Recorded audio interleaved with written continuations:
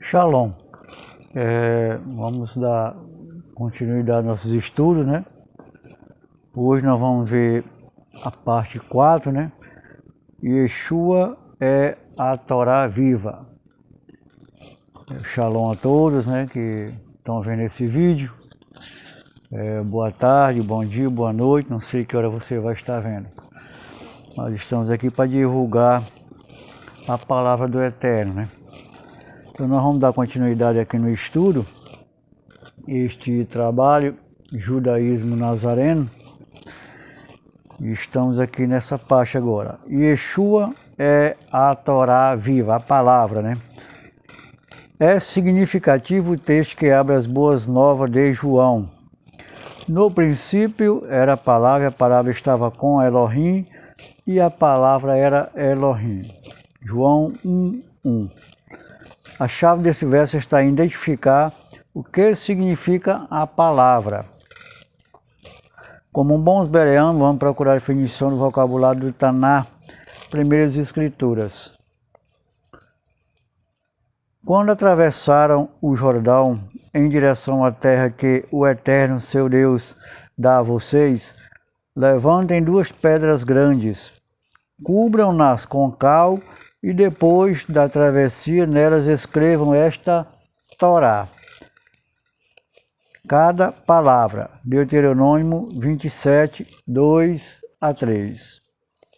Para os israelitas, a Torá é a palavra do Eterno, uma vez que a lei não foi fruto da invenção humana, mas adveio da revelação do Criador a Moisés, por meio das palavras que lhe foram ditas. Fácil entender esta questão. Atualmente os evangélicos chamam a Bíblia de a palavra. Ora, no Israel antigo a Torá era a única Bíblia da época, logo chamada a Torá de a palavra em Salmo 119. Há uma associação direta entre a palavra e a Torá. No Salmo 119, versículo 89, diz assim: Para sempre, ó Eterna, a tua palavra permanece no céu. A tua fidelidade dura de geração em geração. Tu firmaste a terra e ela permanece firme. Eles continuam até o dia de hoje, segundo as tuas ordenações, porque todos são teus servos. Se a tua Torá não fora toda a minha recreação, há muito que pereceria na minha aflição. Salmo 119, de 89-92. Quem conhece poesia hebraica percebe que o salmista usou o paralelismo de ideias em que tua palavra, no verso 89, é sinônimo de tua Torá, verso 92. Este recurso linguístico é novamente usado mais adiante. Lâmpada para meus pés é a tua palavra, a luz e luz para o meu caminho. Jurei e o cumprirei, que guardarei os teus justos juízos. Estou aflitíssimo, verifica-me, ó Eterno, segundo a tua palavra. Aceite, eu te rogo, as oferendas voluntárias da minha boca, ó Eterno. Ensina-me os teus juízos. A minha alma está de contínuo nas minhas mãos, todavia não me esqueço da tua Torá. Salmo 119, 105-109.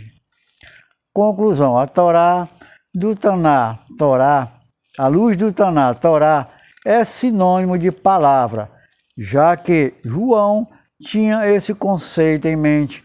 Assim, podem ser traduzidas suas escrituras. No princípio era a palavra, a Torá, e a palavra, a Torá, estava com Elohim, e a palavra Torá era Elohim. E a palavra, a Torá, se fez carne e habitou entre nós, cheio de graça e de verdade, e vimos sua glória como a glória do unigênito do Pai. João 1:1 e versículo 14. A palavra, a Torá, da vida existia desde o princípio. Nós o vimos com nossos olhos, nós o contemplamos e tocamos nele com nossas mãos. A vida apareceu e nós a vimos. Testemunhamos dela e anunciamos a vocês a vida eterna. Ele estava com o Pai e apareceu para nós. João 1, de 1 a 2. Que linda mensagem de João. Yeshua é a Torá que se fez carne e habitou entre nós. Yeshua é a Torá viva. Em Apocalipse, João repete tal concepção. Yeshua estava vestido com um manto tingido de sangue, e o seu nome é a Palavra, a Torá de Elohim. Apocalipse 19:13. A ideia de que a Torá existe antes da criação do mundo não é uma invenção dos nazarenos, visto que Baruque, que foi o escriba de Jeremias, escreveu sobre este tema. Se não bastasse, Baruque profetizou que a Torá iria encarnar e habitaria no meio dos homens. Depois disso, apareceu sobre a terra e no meio dos homens conviveu. Ela é o livro dos preceitos de Elohim, a Torá que subsiste para sempre. Baruque 3:38 e 4, versículo 1. Reflita sobre a profecia acima. Baruque, mais de 500 anos antes de Yeshua, escreveu ao povo transmitindo praticamente a mesma ideia de João, qual seja a encarnação da Torá junto aos homens. Compare. Baruque 3:38 e 4:1. Depois disso apareceu sobre a terra e no meio dos homens conviveu. Ela é o livro dos preceitos de Elohim, a Torá que subsiste para sempre. João 1:1 e 14. E a palavra, a Torá estava com Elohim, e a palavra, a Torá, era Elohim. E a palavra, a Torá, se fez carne e habitou entre nós. Sublinha-se que, como já dito, a Torá é sinônimo de instrução e ensino, ou seja, a lei do Eterno é o ensinamento do Criador para os homens. Yeshua é a manifestação visível dos ensinamentos da Torá do Eterno. Considerado um dos maiores especialistas em paleo-hebraico da atualidade, Jeff A. Benner aponta para a diferença entre a forma de pensar ocidental e a oriental, aplicando-a ao texto de João 1:1 e versículo 14. Na moderna filosofia ocidental, o foco está sobre o indivíduo, a mim, o meu e o eu. Em contraste com isso, a antiga hebraica oriental, filosofia sempre incide sobre a totalidade ou sobre a comunidade, a nós, o nosso e a nós, o nós. Quando lemos a Bíblia, temos que interpretá-la de acordo com a cultura dos antigos hebreus e sua filosofia oriental, hebraica oriental, e não de acordo com nossa própria filosofia moderna greco-romana ocidental. Na filosofia hebraica, o objetivo é a eliminação do eu ou do ego. Se o que eu estou dizendo é verdade, então por que quando lemos a palavra de Yeshua, nós sempre vemos Yeshua centrado em si mesmo, em completa oposição à filosofia hebraica? Um exemplo perfeito disso é João 14:6. Eu sou o caminho, a verdade e a vida, ninguém vem ao Pai senão por mim. A resposta é que estamos lendo o texto de forma errada. Estamos interpretando-o a partir de uma filosofia ocidental e não da hebraica. Para responder essa pergunta, vamos começar com João 1, versículo 1.